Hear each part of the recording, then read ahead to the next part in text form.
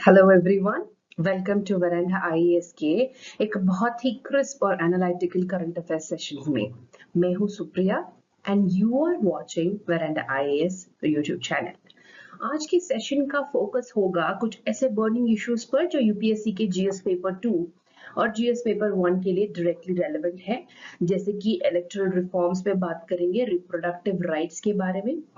Then we will talk about public health and governance and the demography, a very important topic, I must say. हमने हमेशा से current affairs को basic syllabus के साथ, उनके themes के साथ जोड़ा है। तो आज के ये जो 5 टॉपिक है would be very much indirectly or directly relevant to GS paper 2, fundamental rights, health policies, etc. etc. कुछ टॉपिक्स जीएस 1 में भी आते हैं, दैट इज वो सोसाइटी से रिलेटेड है actually. Then we will talk about कुछ गवर्नमेंट इनिशिएटिव्स कैसे हेल्प कर रहे हैं to rebuild the policies etcetera. We are going to talk about that. तो लेट्स सी कि आज के 5 टॉपिक्स कौन से हैं। First is Supreme Court on voter list revision and Aadhaar inclusion. क्या आधार को इलेक्टोरल रोल से लिंक करना कॉन्स्टिट्यूशनल है या नहीं, इस पे बात होगी। Empowering youth for productive choice and economic freedom, ये इश्यू फोकस करता है किस तरह अडल्ट्स एंड गर्ल्स को रिप्रोडक्टिव ऑटोनॉमी देनी चाहिए, specially through skilling and awareness. Then comes the population decline का बहुत ही अच्छा एडिटोरियल, जहां पे क्या इंडिया को फ्यूचर में एजिंग पॉपुलेशन क्राइसिस का सामना करना पड़ेगा, they have addressed this question. Then fourth comes the TB death audits, एक public health innovation जो TB elimination के गोल में एक game changer साबित हो सकता है. This is the article about. Then it comes to very important article that is safeguarding the right to vote in India. ये जो है directly GS paper 2 से link होता है। राइट टू वोट एक कॉन्स्टिट्यूशनल और प्रैक्टिकल डिमेंशंस पे हम बहुत ही शार्प डिस्कशन करेंगे। हर टॉपिक को एक्सप्लेन किया जाएगा in the most exam relevant crisp और example rich manner.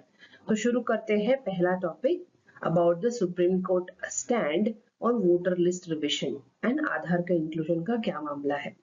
So let's begin. Okay, तो let's start with the first topic. अब सुप्रीम कोर्ट का एक important directive regarding voter list revision इन बिहार के मामले में आया है। सुप्रीम कोर्ट ने रिसेंटली इलेक्शन कमीशन को ये कहा था कि वोटर लिस्ट अपडेट करते वक्त आधार कार्ड, एपिक यानी इलेक्टोरल्स फोटो आइडेंटिटी कार्ड और रेशन कार्ड, इन सभी को वैलिड आइडेंटिटी प्रूफ के रूप में आप लोग कंसिडर करना। ठीक है, पर यहाँ पे प्रॉब्लम क्या हुई, पिटिशंस में ये एलिगेशन है कि इलेक्शन कमीशन ने सिर्फ 11 डॉक्यूमेंट्स को वैलिड प्रूफ माना है, जो कि बहुत रेस्ट्रिक्टिव है। इसी वजह से रूरल और मार्जिनलाइज्ड कम्युनिटी जो है उनका वो राइट टू वोट छीन सकता है, यानी उनका नाम इलेक्टोरल रोल से ही हटा दिया जा सकता है due to this documentation gap. अब ये डायरेक्टिव आया है जब बिहार में असेंबली इलेक्शंस की प्रिपरेशन चल रहे हैं, तो इस वजह से टाइमिंग और ट्रांसपेरेंसी को लेके भी कंसर्न्स राइज हो रहे हैं कि क्या वोटर लिस्ट रिवाइज करना इतना इंपॉर्टेंट है पॉलिटिकल फेज में, ये अप्रोप्रिएट है या नहीं। अब ये इशू इसलिए भी इंपॉर्टेंट हो जाता है क्योंकि इलेक्टोरल रोल वेरिफिकेशन के बेसिक डेमोक्रेटिक एक्सरसाइज होती है, और अगर आइडेंटिटी प्रूफ्स लिमिटेड होंगे तो पार्टिसिपेशन में हम इनइक्वालिटी देख सकते हैं। एक और यहाँ पे बहुत बड़ा एंगल है, इंपॉर्टेंट एंगल ये है कि आधार को वोटर आईडी से लिंक करने का। आपको याद होगा 2021 में इलेक्शन कमीशन ने आधार लिंकिंग के लिए वोटर अमेंडमेंट बिल प्रपोज किया था, जिसमें कंसेंट बेस्ड लिंकिंग होगा, लेकिन प्राइवेसी और एक्सक्लूजन पे जब सवाल आया था तो इट वाज थोड़ा सा स्टॉल्ड। तो यहाँ सुप्रीम कोर्ट ने इनडायरेक्टली भी बताया कि आधार कार्ड एक सप्लीमेंट्री डॉक्यूमेंट हो सकता है, लेकिन सोल आइडेंटिटी प्रूफ नहीं बनाया जा सकता उसको। अब आपको थोड़ा मोटा तो समझ में आ गया होगा कि इलेक्ट्रल इंक्लूसिविटी जो है must not be sacrificed at the altar of administrative ease. Supreme Court के जो ऑब्जर्वेशन होते हैं इस केस में ये रीअफर्म करते हैं कि voter identity must be flexible. So this is the article it talks about, जो सुप्रीम कोर्ट का ये स्टैंड है ये बात करता है इसमें। अब थोड़ा इसका हिस्टोरिकल कॉन्टेक्स्ट जान लेते हैं तो विल अंडरस्टैंड इट थोड़ा सा बेहतर। ये जो सबसे इंपॉर्टेंट लॉ है by the way, representation of people act 1950, ये एक्ट क्या करता है, इलेक्टोरल रोल्स की प्रिपरेशन और वोटर रजिस्ट्रेशन का पूरा फ्रेमवर्क जो है डिफाइन करता है। ठीक है। सेक्शन 21 ऑफ आरपीए कहता है कि इलेक्शन कमीशन रेगुलर इंटरवल्स पे इलेक्टोरल रोल्स को रिवाइज करेगा। दो तरीके होते हैं उसके, पहले होगा जो समरी रिवीजन होगा, यूजुअली एनुअली होता है, एंड एक होता है स्पेशल रिवीजन, जो कोई अगर मेजर अपडेट या करेक्शन की जरूरत है तो ये वो कर सकता है। अब बिहार का केस समझिए, वहां लास्ट बार स्पेशल इंटेंसिव रिवीजन 2003 में हुआ था, तो और अब 20 साल बाद फिर से एसआर कंडक्ट हो रहा है, इसीलिए सुप्रीम कोर्ट ने बोला कि आइडेंटिटी प्रूफ का स्कोप थोड़ा सा ना इंक्लूसिव बना दीजिए आप। अब यहाँ पे जो है प्रिवेसी और आधार लिंकेज का इशू भी यहीं पे आ जाता है, क्योंकि जो 2018 का पुट्टस्वामी जजमेंट याद रखिए आप, जिसमें सुप्रीम कोर्ट ने आधार को सिर्फ वेलफेयर स्कीम्स और पैन लिंकेज तक रेस्ट्रिक्ट किया था।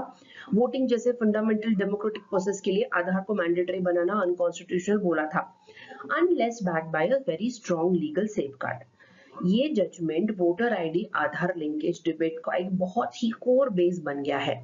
तो सिंपल भाषा में आप ये जानिए, लॉ अलाउ करता है वोटर लिस्ट को रिवाइज करने के लिए, लेकिन कौन से डॉक्यूमेंट्स वैलिड होंगे इसका डिसीजन जो है बहुत ही इंक्लूसिव और कॉन्स्टिट्यूशनल होना चाहिए।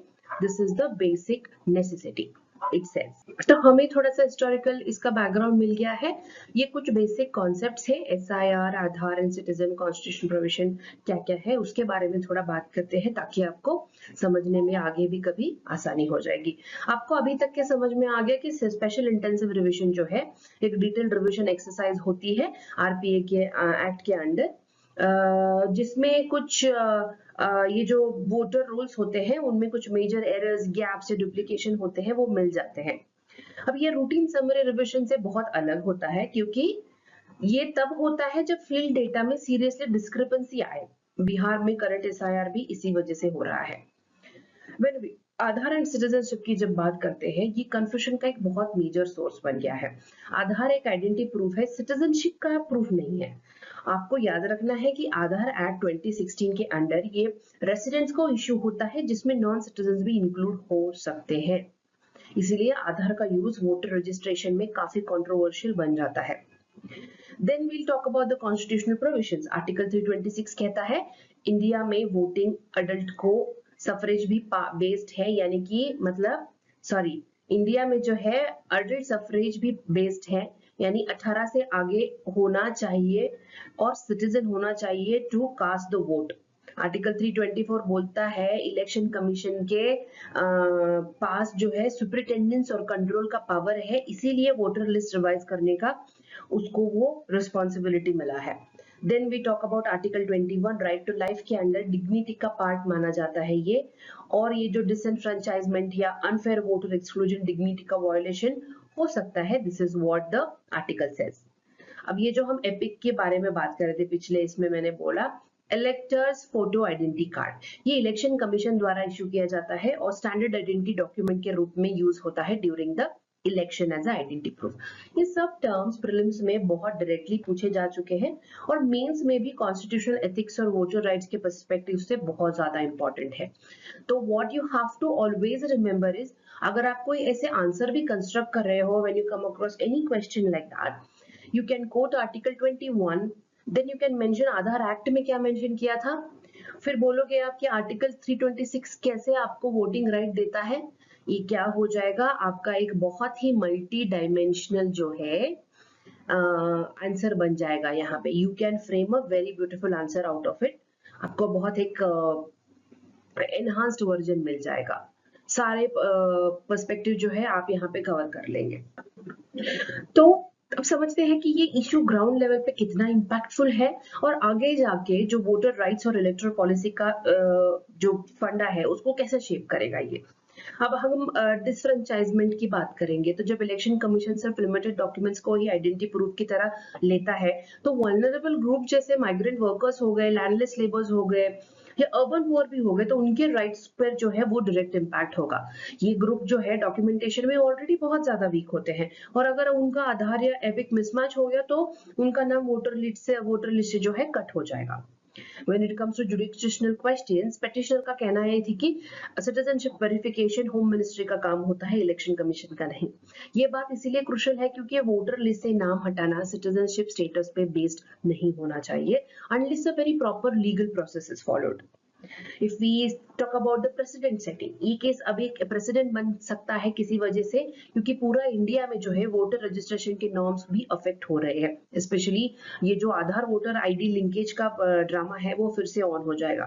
अब ये क्या आधार मैंडेटरी होगा, क्या ऑप्शनल होगा, या क्या एपिक के साथ कंबाइन होगा, इस केस से फ्यूचर गाइडलाइन शेप हो जाएंगी ये सारे क्वेश्चन के आंसर के साथ। कोर्ट ने ऑब्जर्व किया था कि आधार ऑल्दो सिटीजनशिप प्रूफ नहीं है पर डेली आइडेंटिफिकेशन के लिए जरूरी है, इसलिए आधार को वोटर रजिस्ट्रेशन प्रोसेस से एक्सक्लूड नहीं किया जा सकता। This is what the court had said. Okay, तो अब हम यहाँ पे बात करेंगे एक ऐसे राइट की जो हर डेमोक्रेसी का फाउंडेशन होता है, right to vote.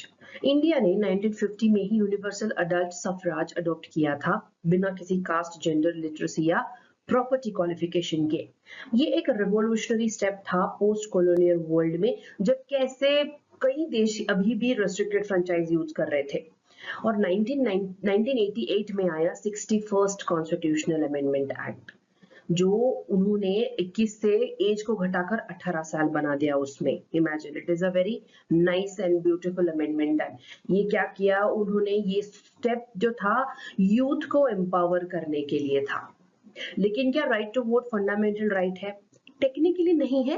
Voting is a statutory right under section 62 of representation act. Very very important point to note यहाँ पे। फिर इसका मतलब ये नहीं है कि ये कम इंपॉर्टेंट हो जाता है। जब भी वोटर डिसफ्रेंचाइजमेंट होता है, कोर्ट्स ने बार बार आर्टिकल 14 का, 19 का और 21 का इन्वोक जरूर किया है। आर्टिकल 326 में ये बोलता है कि अडल्ट सफराज का कॉन्स्टिट्यूशनल बेस है, तो लीगली वोट देना स्टैट्यूटरी राइट है, लेकिन कॉन्स्टिट्यूशनल स्पिरिट उसके एक फंडामेंटल डेमोक्रेटिक वैल्यू में देखता है। So it becomes a very important right for all of us. Right to vote जो है मे नॉट बी वेरी क्या बोलते हैं उसको, थोड़ा फंडामेंटल नहीं होगा, स्टैट्यूट होगा, but it is a fundamental right vote, fundamental right in a spirit you can say. Voter list revision का जो लीगल बेस है उसके ऊपर हमें काम करना होगा, क्योंकि इससे ये जो सारा कियोटिक डिबेट हो रहे हैं वो आ रहे हैं। आधार लिंकेज का जो यूसेज इशू है उसको भी कोर्ट ने और थोड़े से क्लियर गाइडलाइंस देने होंगे। सुप्रीम कोर्ट का स्टांस देखा हमने कि कितना क्लियर है वो। देन वी सॉ के कैसे डिसफ्रेंचाइजमेंट का जो है रिस्क इवॉल्व होगा, बढ़ जाएगा इसके चलते। और ये जो राइट को वोट है ये कितना इंपॉर्टेंट है, कितना मैटर करता है सिटीजन के लिए, we have seen. So constitution जो है हमारा वो हर हाल में राइट टू वोट को सपोर्ट करता है, सिक्योर करता है, प्रोटेक्ट करता है। You have to understand all this framework. Constitution में जो भी मेंशन्ड है राइट टू वोट के तहत, you have to be very hands-on with this factual data. So after a very intensive GS2 topic, we will turn on to our next topic. ये है about World Population Day 11 जुलाई को जो था। अब UN ने एक बहुत क्रूशियल मैसेज दिया कि यूथ को एम्पावर करना होगा रिप्रोडक्टिव हेल्थ, फर्टिलिटी राइट्स और इकोनॉमिक ऑटोनॉमी के मामले में। और इसीलिए ये टॉपिक यूपीएससी के लिए भी बहुत ज्यादा इंपॉर्टेंट हो जाता है, क्योंकि इंडिया के पास वर्ल्ड्स लार्जेस्ट यूथ पॉपुलेशन है और एक डेमोग्राफिक टर्निंग पॉइंट पर खड़े हैं हम लोग। So this kind of initiatives will bring a lot of change. अब इसका मतलब क्या हुआ? जब यूथ को रिप्रोडक्टिव चॉइसेस और इकोनॉमिक फ्रीडम मिलती है, तभी हम डेमोग्राफिक डिविडेंड को डेमोग्राफिक डिजास्टर में बदलने से रोक सकते हैं। इस इश्यू का एक स्ट्रॉन्ग इंटरनेशनल बैकग्राउंड भी है। Will try and understand that. 1994 में जो है international conference on population and development in Cairo जो हुआ था, उसमें यहाँ पे right based approach to reproductive health and family planning को अडॉप्ट किया गया था, जहां पे फोकस सिर्फ पॉपुलेशन कंट्रोल पे नहीं बल्कि डिग्निटी पे भी था। और यूथ एम्पावरमेंट का मतलब सिर्फ जॉब्स या स्किल्स नहीं होता, बल्कि बॉडी ऑटोनॉमी, हेल्थ एक्सेस और सोशल फ्रीडम भी इक्वली इंपॉर्टेंट होता है। तो this was the message from the UN. तो लेट्स ट्राई एंड अंडरस्टैंड कि हमारे इंडिया के हिसाब से ये कितना जरूरी है। तो ये जो हम बात कर रहे थे डेमोग्राफिक डिविडेंड की, रिप्रोडक्टिव हेल्थ राइट्स की, तो will try and understand that first so that हमें आगे का थोड़ा डिस्कशन इजी हो जाए। डेमोग्राफिक डिविडेंड एक ऐसा पीरियड होता है जब देश के वर्किंग एज पॉपुलेशन जो है 15 to 64 इयर्स उसकी डिपेंडेंट पॉपुलेशन से ज्यादा होती है, और भारत के लिए ये विंडो ओपन है 2047 तक। लेकिन इसका बेनिफिट तभी मिलेगा यूथ को जब हम उनको ज्यादा से ज्यादा स्किल्ड बनाएंगे, रिप्रोडक्टिव हेल्थ और फर्टिलिटी प्लानिंग का एक्सेस मिलेगा उनको, ये जो जेंडर पैरिटी का इश्यू है वो इंश्योर करें हम, वरना ये डिविडेंड एक डेमोग्राफिक बर्डन से ज्यादा बर्डन बन जाएगा। अब बात करते हैं रिप्रोडक्टिव हेल्थ राइट्स की, जिनका फाउंडेशन 1994 में हुआ था, ये जो कैरो में डिक्लेरेशन हुआ था उसके तहत। अब ये राइट्स के 3 पिलर्स हैं, access to information and services, freedom from coercion यानी जबरदस्ती स्टेरिलाइजेशन या अर्ली मैरिज का मतलब मैरिज का खात्मा, and then inform planning, family planning मतलब और भी अपनी मर्जी से डिसाइड करना कि उनको कितने बेबीज चाहिए। अब यूनिसेफ का जो रिसेंट रिपोर्ट है उसके हिसाब से इंडिया में अराउंड 371 मिलियन यूथ है, लेकिन 23% अडल्ट जो है जिनके जो प्रोडक्टिव नीड्स है मतलब उनमें वो अनमेट होते हैं। ये गैप अगर कवर नहीं किया गया तो डेमोग्राफिक डिविडेंड सिर्फ एक डेटा पॉइंट बन के रह जाएगा। हम जो सपना देखते हैं कि हमारा डेमोग्राफिक डिविडेंड एक ग्रोथ इंजन बन सकता है, वो रियलिटी नहीं बनेगा। आपको हमेशा ये याद रखना है कि डेमोग्राफिक डिविडेंड जो है without reproductive freedom is like a car without a wheel, you know, थोड़ा सा पावर तो है उसमें, एनर्जी होगी, बट वो डायरेक्शन लेस बन जाएगा। So that's what's the idea all about. तो ये जो reproductive choices को ग्राउंड लेवल पर इम्प्लीमेंट करने के लिए सिर्फ लॉज नहीं, राइट्स काफी नहीं होते हैं, उसके लिए स्ट्रॉन्ग टारगेटेड प्रोग्राम्स की जरूरत होती है। कुछ ऐसे इम्पैक्टफुल इनिशिएटिव्स के बारे में अभी ट्राई एंड अंडरस्टैंड। ये जो प्रोजेक्ट उड़ान है राजस्थान में, ये जो है एक स्टेट लेवल इंटरवेंशन है जो चाइल्ड मैरिजेस और टीनेज प्रेगनेंसी को रिड्यूस करता है। इसमें स्कूल एक्सेस या कॉन्ट्रासेप्टिव्स अवेयरनेस, न्यूट्रिशन के बारे में और थोड़ा सा काउंसलिंग यानी 360 डिग्री एम्पावर मॉडल को इम्प्लीमेंट किया जाता है। ये मॉडल जो है स्पेशली एडल्ट्स एंड गर्ल्स के लिए बहुत ही ट्रांसफॉर्मेटिव है।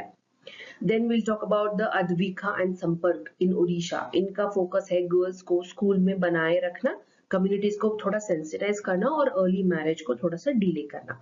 ये community lead productive health model है जो एजुकेशन और एम्पावरमेंट दोनों को जोड़े रखता है। Then we'll talk about the Rashtriya Kishor Swasthya Karyakram and mission Vatsalya. ये गवर्नमेंट ऑफ इंडिया का नेशनल लेवल स्कीम है, ये फोकस करता है एडोलसेंट हेल्थ पे, while mission Vatsalya looks at protection and care. ये schemes menstrual hygiene, safe spaces, nutrition और काउंसलिंग सर्विस को कवर करती है। ये जो 3 प्रोग्राम्स अभी हमने डिस्कस किए, ये बहुत ही ब्यूटीफुल केस स्टडीज हो सकते हैं इन योर एग्जाम्स, स्पेशली अगर आपको जब आप पेपर में थोड़ा सजेस्टिव सॉल्यूशंस लिख रहे हैं, तो ये जो कुछ 3 स्कीम्स हमने देखे, you can mention it as a successful examples. Okay, let's move ahead. Okay, one more topic on the population. World Population Day 2025 की इक्वेशन पर एक बहुत ज्यादा हीटेड डिबेट सामने आई, फर्टिलिटी रेट्स की गिरावट और पॉपुलेशन कोलैप्स के अराउंड। डेटा ये कह रहा है कि इंडिया का टोटल फर्टिलिटी रेट अब 2.0 तक आ गया है, जबकि रिप्लेसमेंट लेवल होना है 2.1। और ये सिर्फ इंडिया का तक का लिमिट नहीं है, ग्लोबली भी फर्टिलिटी डिक्लाइन के ट्रेंड में बन आ रहा है। लेकिन ये आर्टिकल एक बहुत शार्प क्रिटिक दे रहा है, कहता है कि कुछ लोग अननेसेसरी पैनिक कर रहे हैं और प्रो नेटलिस्ट नैरेटिव्स को पुश कर रहे हैं, जैसे कि शादी जल्दी करो, बच्चे जल्दी पैदा करो एक्सेट्रा, बिना रियल इशू समझे। अब यहाँ पे जो है रियल कॉजेस क्या बोलता है ये आर्टिकल, कि lack of access to reproductive health care, high cost of child rearing, और सबसे इंपॉर्टेंट विमेन का रिप्रोडक्टिव एजेंसी यानी ऑटोनॉमी का लैक। तो फर्टिलिटी डिक्लाइन को सिर्फ मॉरल या कल्चरल प्रॉब्लम बनाना ये गलत होगा। ये इशू डीपली लिंक्ड है इकोनॉमी, हेल्थ और जेंडर जस्टिस, मोस्ट इंपॉर्टेंटली उससे लिंक्ड है। तो विल ट्राई एंड अंडरस्टैंड कि ये कैसे, और इसको हम थोड़ा सा एनालाइज करते हैं। ये जो पॉपुलेशन डायनामिक्स है उसके कुछ कोर कॉन्सेप्ट्स हैं। Will try and understand that concepts, specially जब पॉलिसी और परसेप्शन के बीच कंफ्यूजन हो जाता है ना, तो ये सब अंडरस्टैंडिंग करना जरूरी है। ये जो टोटल फर्टिलिटी रेट के बारे में बात कर रहे हैं हम, ये वो एवरेज नंबर होता है जो एक वुमेन अपनी लाइफ टाइम में बच्चे पैदा करती है। रिप्लेसमेंट लेवल TFR 2.1 है, इसका मतलब है हर जनरेशन अपनी पॉपुलेशन को रिप्लेस कर पाए। इंडिया अब इसके नीचे आ चुका है, 2 पे आ चुका है actually. Then we talk about demographic transition. ये एक सोशोलॉजिकल मॉडल है जिसमें societies high birth and death rate को उससे लो बर्थ डेथ रेट की तरफ मूव करती है। जैसे जैसे मॉडर्नाइजेशन, एजुकेशन का एक्सेस बढ़ जाता है। इंडिया अब स्टेज 3 से 4 की तरफ मूव हो गया है इन दिस। अब पॉपुलेशन मोमेंटम की जब बात करते हैं तो इसका मतलब है कि अगर जो है टोटल फर्टिलिटी रेट 2.1 से नीचे चला भी गया, तब भी जो है पॉपुलेशन टाइम से बढ़ ही रहा है, क्योंकि अब ज्यादा लोग चाइल्ड बेयरिंग एज में है। ये फैक्टर पॉपुलेशन कंट्रोल की शॉर्ट टर्म इमरजेंसी को थोड़ा न्यूट्रलाइज कर सकता है, but it is not the real concern. Then we talk about the reproductive agency. आज अब मतलब रिप्रोडक्टिव एजेंसी वर्सेस जो प्रो नेटलिज्म का कॉन्सेप्ट है, विल ट्राई एंड अंडरस्टैंड। आजकल कुछ स्टेट्स और पॉलिटिकल डिबेट्स में प्रो नेटलिस्ट को पुश, जिसमें लोगों को ज्यादा बच्चे पैदा करने के लिए इंसेंटिवाइज किया जाता है, पर इसका ऑल्टरनेटिव मॉडल क्या हो सकता है? ये हो सकता है रिप्रोडक्टिव एजेंसी, जहां स्टेट सिर्फ इन्फॉर्म्ड वॉलेंटरी चॉइसेस को एनेबल करेगा, उसको फोर्स नहीं करेगा। यू हैव सीन यूपीएससी का जो फोकस होता है हमेशा से ज्यादा एम्पावरमेंट बेस्ड पॉलिसी पे होता है, नॉट कोवर्सिव या फियर बेस्ड मॉडल पे। फर्टिलिटी डिक्लाइन के पीछे जिन सिर्फ बायोलॉजिकल या कल्चरल फैक्टर्स नहीं है, बल्कि डीपली इकोनॉमिकल और स्ट्रक्चरल प्रॉब्लम्स छुपे हुए हैं। और ये बताता है ये UNFPA का 2025 का ग्लोबल रिपोर्ट। सर्वे ने 14 कंट्रीज का डेटा एनालाइज किया और बताया कि 1 in 5 women अपने डिजायर्ड नंबर ऑफ चिल्ड्रन तक नहीं पहुंच पाती है। 23% ऑफ वुमेन ने कहा कि उनके पास कम बच्चे हैं then what they ideally wanted. और इस अनमेट फर्टिलिटी का रीजन क्या है? ये जो टॉप 5 बैरियर्स हैं, I will talk to you about the thing. Cost of children. अब ये होता है जो पैसा लगता है उनको बड़ा करने में, इट्स टॉकिंग अबाउट दैट। ये जो कॉस्ट ऑफ चिल्ड्रन है वो एक बड़ा बैरियर है, सबसे बड़ा। हेल्थ केयर, सबका खर्चा बहुत बड़ा फैक्टर बन जाता है। फिर आता है work life conflict. Specially urban women के लिए करियर और फैमिली दोनों बैलेंस करना बहुत टफ हो जाता है, becomes one barrier. Then comes unemployment. जब जॉब इनसिक्योरिटी है तो डायरेक्टली फर्टिलिटी डिसीजन को वो डेफिनेटली अफेक्ट करेगा। Then comes the barrier of infertility, ये बहुत कह सकते हो आप। Then comes the child care unavailability. Creche, day care, maternity support का एब्सेंस होना ये मेजर कॉज माना जाता है। यहाँ पे पॉइंट नोट करने का बात ये है कि ये सब है कि फर्टिलिटी डिक्लाइन पॉलिसी का नहीं, इकोसिस्टम का इशू है। ठीक है, अगर हम स्ट्रॉन्ग मैटरनिटी सपोर्ट दे, अफोर्डेबल चाइल्ड केयर प्रोवाइड करें, जेंडर इक्वल वर्क स्पेस को बनाए एंड रिप्रोडक्टिव एजेंसीज पे ध्यान दे, नॉट कोअर्शन पे, then may be we can address the issue properly. अब बात करते हैं population decline and fertility fall के बैकड्रॉप में इंडिया की पॉलिसी डायरेक्शन क्या होनी चाहिए, इसका थोड़ा सा इंपॉर्टेंस जान लेते हैं। आज इंडिया के डेमोग्राफिक नैरेटिव शिफ्ट कर रहा है ओवर पॉपुलेशन से under fulfilment of reproductive goals की तरफ, और ये है पैनिक हो रहा है। कुछ टेक बिलियनियर जैसे इलॉन मस्क हो गया प्रोपोगेट कर रहा है कि पॉपुलेशन कोलैप्स हो गया तो ह्यूमैनिटी के लिए थ्रेट बन जाएगा। वो एक्चुअली ग्राउंड रियलिटी को बहुत इग्नोर कर रहा है। अब ग्राउंड रियलिटी ये है कि फर्टिलिटी सपोर्ट का बहुत ज्यादा लैक है, जेंडर्ड फैमिली रूल्स को देखा गया है, हाई यूथ अनएम्प्लॉयमेंट भी वन ऑफ द बैरियर है, एंड इनएडिक्वेट चाइल्ड केयर फैसिलिटीज एक बैरियर जो अभी हमने देखा रिसेंटली। अब मतलब ये है कि panic driven have more babies policy से कुछ नहीं होने वाला जब तक हम ये इकोसिस्टम रेडी नहीं कर लेते। फ्यूचर अप्रोच क्या होना चाहिए? Policy should move from fear based to freedom based approach. Voluntary reproduction choices मिलनी चाहिए, economic empowerment for young families को दिलाना बहुत जरूरी है। When we talk about gender equality in child care roles also matters. Universally अगर access मिले health, housing, day care जैसे प्रोविजंस में तो काफी बदलाव आ जाएगा। यानी कि अगर हम लॉन्ग टर्म अप्रोच सस्टेनेबल है तो व्हाई नॉट एड्रेस दैट, और आप अपने आंसर्स में भी ऐसे सॉल्यूशंस देना जो लॉन्ग टर्म हो, सस्टेनेबल हो, क्योंकि एक आपका जो अप्रोच होता है towards any should always be rights based, inclusive और एक वेल रीजन्ड। तो पॉपुलेशन के प्रॉब्लम्स के बारे में, सॉल्यूशंस के बारे में बात की हमने। Now we are moving towards the next topic. ये एक ट्यूबरक्लोसिस पे आर्टिकल है जिसमें टीबी एलिमिनेशन के एफर्ट्स में एक नई अप्रोच पे लेकर डिस्कशन हो रहा है, जिसका नाम है TB death audits. Doctor Soumya Swaminathan, जो नेशनल टीबी एलिमिनेशन प्रोग्राम के प्रिंसिपल एडवाइजर है, उन्होंने क्या रिकमेंड किया है कि मैटरनल मोर्टेलिटी रिव्यू मॉडल जैसे ट्यूबरक्लोसिस डेथ का भी सिस्टमैटिक ऑडिट होना चाहिए। इसका एम क्या है? अब ये आइडिया होता है कि सिर्फ इंसिडेंस या एक्टिव टीबी केस ट्रैक करना नहीं, बल्कि अनडॉक्यूमेंटेड टीबी डेथ्स जो होती है उनको भी एक बार काउंट कर ले। अब इससे क्या हो जाएगा, ये जो लूप होल्स होते हैं सिस्टम्स में, उनका रूट कॉज हमें समझ में आएगा। ये आइडिया इंडिया के रिवाइज नेशनल स्ट्रेटेजिक प्लान का भी एक पार्ट है, जिसमें अब सिर्फ टीबी का ट्रांसमिशन कंट्रोल नहीं बल्कि मोर्टेलिटी और प्रिवेलेंस को भी रिड्यूस करना एक ऑब्जेक्टिव बन गया है। टीबी डेथ्स ऑडिट्स का मतलब क्या होता है? इंडिविजुअल डेथ का क्लिनिकल रिव्यू होगा, treatment delay, drug resistance, nutrition gaps, उसका एनालिसिस होगा एंड प्रिवेंटेबल डेथ्स का फ्यूचर रोड मैप बनाने की कोशिश की जाएगी। अब हमेशा आपको पता है what gets measured can get managed very properly. Tuberculosis death audits represent करते हैं a shift from treating illness to what we believe is preventing the loss. Tuberculosis in India का थोड़ा एक ओवरऑल व्यू जान लेते हैं। टीबी एलिमिनेशन के broader context को समझने के लिए हमें कुछ ये नंबर्स जानने पड़ेंगे, उस पर भी एक नजर डालेंगे। 26% ग्लोबल टीबी बर्डन। इंडिया के पास दुनिया के सबसे बड़ा टीबी केस होल्ड है 26% का। पर WHO ग्लोबल टीबी रिपोर्ट 2023 के हिसाब से एक्चुअली ये परसेंटेज बोल रही हूँ मैं।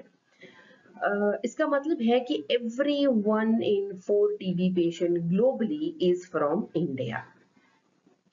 2025 एलिमिनेशन टारगेट अगर आप देखोगे तो इंडिया ने नेशनल स्ट्रेटेजिक प्लान में NSP में लॉन्च किया था, जो 2017 में बोला था कि टीबी को 5 साल में एलिमिनेट करना होगा before the sustainable development goal 2030 comes.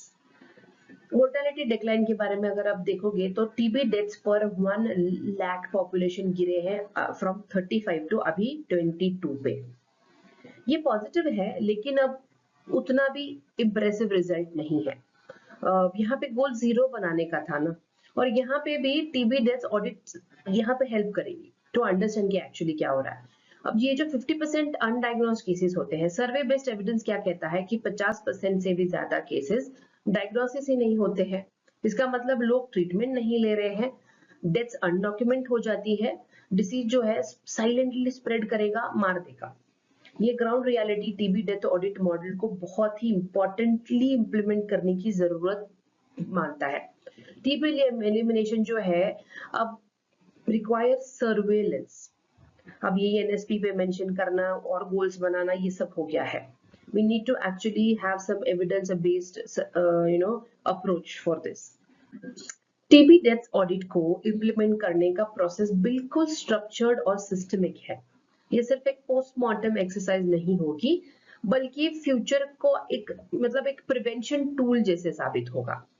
क्या करेंगे हम? पहले आइडेंटिफाई करेंगे टीबी डेथ्स को। डिस्ट्रिक्ट लेवल पे सभी ऐसे डेथ्स रिव्यू किए जाएंगे जहां टीबी प्राइमरी या कंट्रीब्यूटिंग कॉज रहा हो।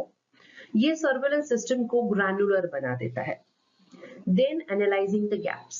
यहाँ क्लिनिकल और सिस्टमिक वीकनेसेस आइडेंटिफाई होंगी, जैसे कि अगर कोई डायग्नोसिस मिस हुआ हो, ट्रीटमेंट डिले हो गई हो, कोमॉर्बिडिटीज जैसे कुछ और बीमारी की वजह से ही हुआ हो, एक्सेट्रा एक्सेट्रा, पुअर न्यूट्रिशन, ऐसे topics. Then implementing the solution, ज्यादा न्यूट्रिशनल सपोर्ट प्रोवाइड करेंगे एंड हेल्थ वर्कर ट्रेनिंग ज्यादा एनहांस करेंगे, कम्युनिटी एंगेजमेंट बढ़ाएंगे। ये ही पार्ट एक्चुअल प्रिवेंशन करेगा। ओके, अब आएंगे लास्ट पार्ट पर, मॉनिटरिंग द आउटकम्स। यहाँ पे हम क्या करेंगे? सिस्टमिक इंप्रूवमेंट्स और मोर्टेलिटी रिडक्शन को रेगुलरली ट्रैक करेंगे ताकि लर्निंग इंस्टीट्यूशनलाइज्ड हो। ये मॉडल मैटरनल मोर्टेलिटी रिव्यूज में एक सक्सेसफुल मॉडल साबित हुआ है। MMR को बहुत ड्रेस्टिकली हम रिड्यूस कर पाए थे।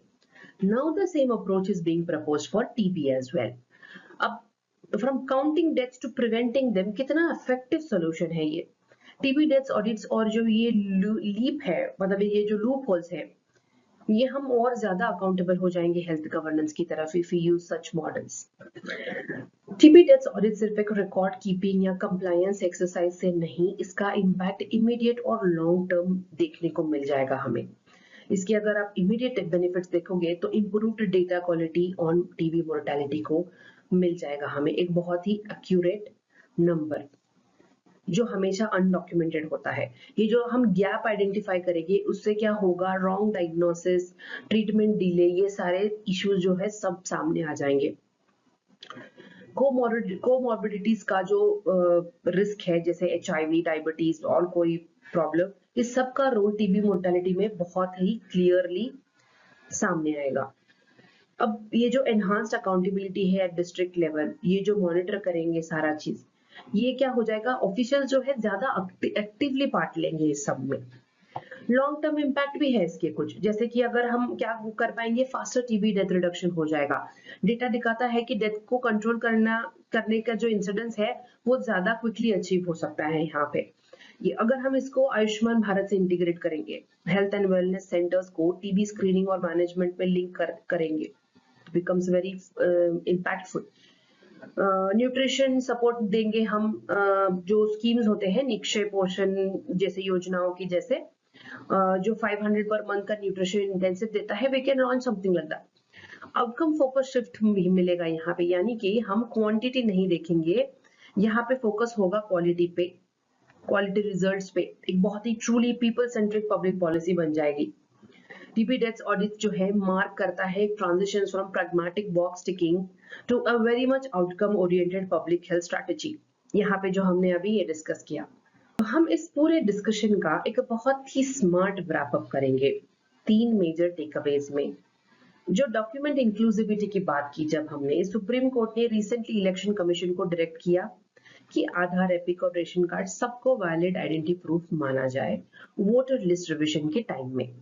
ये स्टेप जो है डायरेक्टली इलेक्टोरल पार्टिसिपेशन को इंक्लूसिव बनाता है। स्पेशली हमने देखा था कि कैसे माइग्रेंट वर्कर को भी प्रॉब्लम हो जाती है एक्सेट्रा। सो देन देखा कि जो राइट टू वोट है कितना खतरे में है। सबसे ज्यादा नुकसान होता है वल्नरेबल ग्रुप्स का, लैंडलेस, पुअर्स, माइग्रेंट्स एक्सेट्रा। तो वोटर वेरिफिकेशन में ओवर डॉक्यूमेंटेशन से एक्सक्लूजन का रिस्क जो है बढ़ जाएगा। So tackle that what we have to do. Then we saw right to vote कैसे एक फंडामेंटल इन स्पिरिट राइट है। टेक्निकली वोटिंग तो स्टैट्यूटरी है, डोंट गेट कंफ्यूज। तो बट सुप्रीम कोर्ट ने क्या कहा था कि ये right goes to the very root of the Republic, और इसीलिए रोबस्ट कॉन्स्टिट्यूशनल प्रोटेक्शन और बैलेंस जरूरी है between security and inclusivity. This is what supreme court had said. Electoral integrity और वोटर डिग्निटी दोनों जो है बहुत ही पैरेलल ट्रैक पे चलने चाहिए। Only then we will be able to uphold the democracy. फिर देखा हमने कि रिप्रोडक्टिव राइट्स और डेमोग्राफिक्स का क्या सीन है। भारत के पॉलिसी के चैलेंजेस का फोकस कैसे नंबर्स पे नहीं बल्कि डिग्निटी, एक्सेस और एजेंसी पे होना चाहिए। देन रिप्रोडक्टिव राइट्स और डेमोग्राफिक्स की जब बात करते हुए हमने देखा कि टोटल फर्टिलिटी रेट अब 2 पे आ गया है, मतलब रिप्लेसमेंट लेवल से थोड़ा नीचे आ गया है। तो पॉपुलेशन कंट्रोल से हटकर अब फोकस होना चाहिए रिप्रोडक्टिव चॉइसेस और सपोर्ट सिस्टम देने में। ये जो फाइनेंशियल प्रेशर, जॉब इनसिक्योरिटी की बात की हमने, उस पे भी ध्यान होना चाहिए। Then we talked about eliminating TB strategy, कैसे हम MMR के जैसे अगर कोई मॉडल इंप्लीमेंट करेंगे तो how it can be successful. So we have spoken about all these 4-5 key important topics which we had discussed in this session today. सबसे important क्या है देखा हमने, यूथ का एम्पावरमेंट बहुत की है इसमें। You have understood that now. India का जो टारगेट है सस्टेनेबल डेवलपमेंट गोल को कंप्लीट करना 2030 तक, उसमें काफी ज्यादा हमने डिस्कशन किया कि कैसे we can do that. India का जो है सबसे बड़ा गवर्नेंस चैलेंज जो है, it is not about managing population, it is about empowering them, whether it is right to vote, whether it is right to live healthy. Answer lies in equality. अब हम जब भी हेल्दी डेमोक्रेसी का मांग करते हैं तो हेल्दी सिटीजन होना भी तो एक बहुत ही बड़ा प्रायोरिटी है ना इसमें. So we have discussed how beautifully these topics are interlinked with each other. Very important for shaping India's policies in future. तो अभी के लिए इतना ही. Thank you for attending the session. Till then, you keep revising, keep studying, and we shall meet again tomorrow. Veranda IAS, where your dream becomes reality.